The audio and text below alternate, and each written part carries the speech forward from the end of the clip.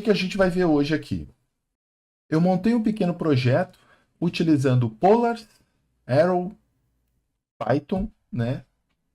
Esse é um outro ponto bem importante. Você vai precisar ter conhecimentos aí de Python e de SQL para acompanhar ou para absorver tudo que eu vou mostrar aqui. Com base nessas duas tecnologias aí de fundação ou linguagens de programação, você já vai ser capaz de absorver e, a partir dos insights aqui, ampliar o teu jeito de construir, o teu jeito de implementar soluções.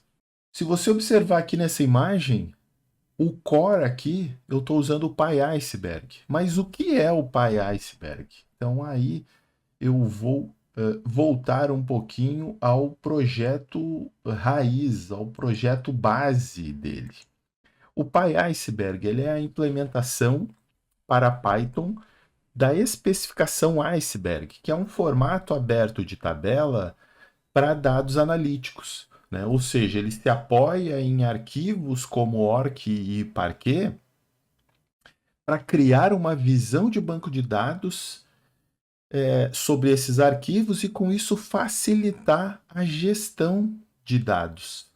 Ou seja, se você trabalha com warehouse e estava acostumado com os catálogos e tabelas, né, dimensões e fatos, você vai poder construir essa mesma visão usando o Iceberg. Ele é o único formato? Não, ele não é o único formato. Nós temos o Delta, nós temos o Wood. Está chegando o Xtable como um formato de transição entre esses, mas enfim, não é bem um formato, mas vamos deixar esse de lado um pouquinho. Mas eu estou começando pelo Iceberg justamente pela atração que ele adquiriu nos últimos anos, né? Então, se a gente for olhar aqui, vamos olhar o repositório do Iceberg, né? Aqui é o repositório da Apache. Se você observar aqui o número de estrelas, o número de forks desse projeto, o projeto está bem tracionado, está evoluindo bem, releases frequentes.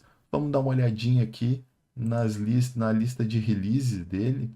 Né? Ó, a gente está na 6.1, que saiu há 2 semanas, a 6.0 saiu em julho, a 1.6.0. Olha o número de contribuidores. Em maio, abril, a gente está tendo release quase que mensal dessa especificação.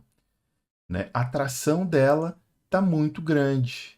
Né? Então, vale a pena olharmos para esse formato de tabela aberto. E dentro do projeto Iceberg, né, surgiu esse subprojeto que é o quê? É uma implementação do Iceberg em Python para ser usado como uma biblioteca.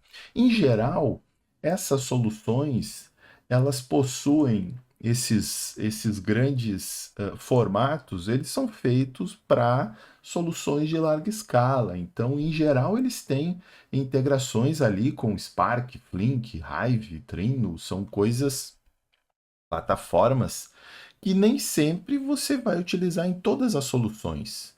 Né? Então, e poxa, Adriano, por que você está trazendo um negócio que é tão grande assim? Né? Então, por isso que eu dei um vislumbrezinho ali do Iceberg para Python.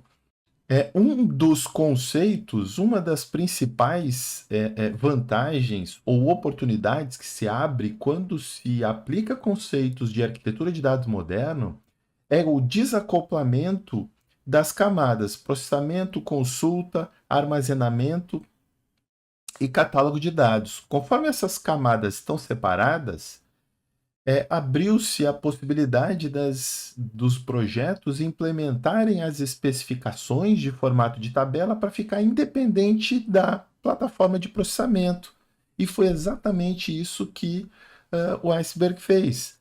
O Delta também fez isso, ou seja, a gente tem o Delta RS que independe do Spark, Flink, Hive, que independe das tecnologias de grande escala em processamento de dados e rodam em nuvem, que são difíceis de configurar, complexas.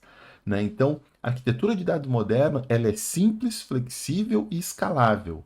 Né? Você pode ter uma arquitetura extremamente escalável, por exemplo, com Trino, usando Iceberg, ou seja, você tem Trino e Iceberg, duas tecnologias, e você criou uma infraestrutura que suporta milhões de requisições e um volume de dados gigante. Então, é por isso que o marco mais importante é você entender como incorporar na sua forma de construir conceitos de arquitetura de dados moderno, beleza? E aí, voltando aqui, né? Então, o Iceberg ele é um formato com um nível de conectividade gigante. Ele praticamente está sendo integrado em todas as plataformas, né? Coisa que o Delta não tem com com um volume tão grande. E é principalmente por esse grau de flexibilidade, de conectividade ou de abertura até melhor, né? Que a Databricks ela adquiriu a Tabular, a empresa que desenvolveu ou que criou o Iceberg. Isso é muito importante porque a Databricks, a desenvolvedora ou criadora do Spark e criadora do Delta, um formato que inclusive desenhou todo o conceito de Lakehouse em volta do Delta, agora adquiriu a empresa que criou o Iceberg. Né? A relevância disso é muito grande. Então, não é que você tem que usar o Iceberg em tudo, mas o Iceberg ele é um formato hoje que está ditando a referência.